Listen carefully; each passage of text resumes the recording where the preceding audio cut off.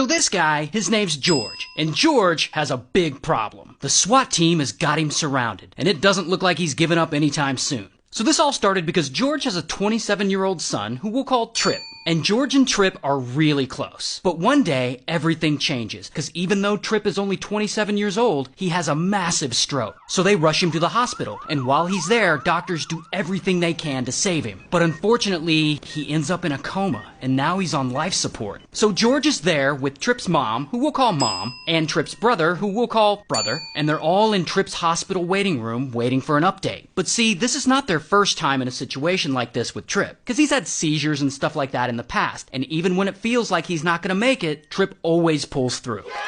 Regardless, this time the doctors come in and they got some bad news. They tell Trip's family they've done everything they can, but unfortunately, Trip is brain dead. And they basically tell the family it's probably time to take him off life support. And the family is just torn up by this news. And Mom, with tears in her eyes, she agrees. But George is like, wait a minute, no way. Why are we being rushed into this? But Brother and Mom disagree. There is nothing that can be done. And they give the hospital permission to start taking him off life support. And George, here's the thing about George. George has been drinking, like, a lot. So he's a little more emotional than usual. And doctors assure him that Trip has no brain activity. And George is like, no, we've gone through similar things like this before. He's had seizures and stuff in the past, but he's always pulled through. Just freaking listen to me. And this escalates, and it escalates, and soon George is yelling at the doctors, he's yelling at the nurses. He says that if they'll just give him a few more hours, he'll be able to process all this and decide if it's really time to pull the plug or not. But no matter what he does, no one is listening to him. The hospital is moving forward, and there's nothing George can do.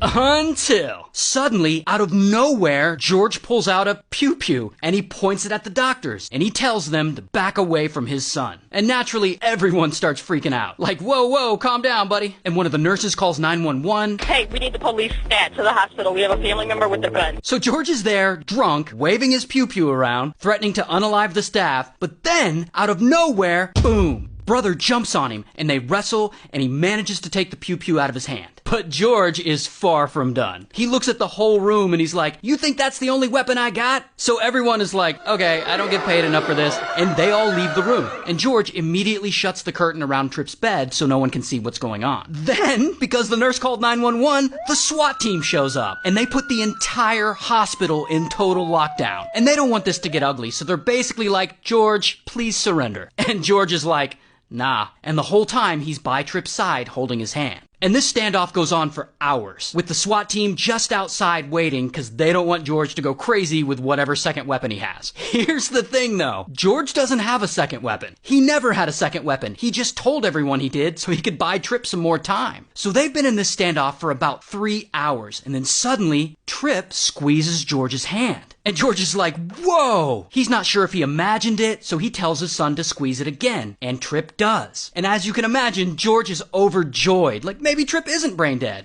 In fact, George is so happy, he immediately surrenders. And police arrest him, and here's his mugshot. So then George goes to trial, and he spends 11 months in prison. But here's the best part. Trip eventually wakes up, and he makes a full recovery. Last I read, he's fine now. He even went on TV and did an interview and talked about it. There was a law broken, but it was broken for all the right reasons. I'm here now because of it. And all this happened in Tomball, Texas, so shout out to Texas.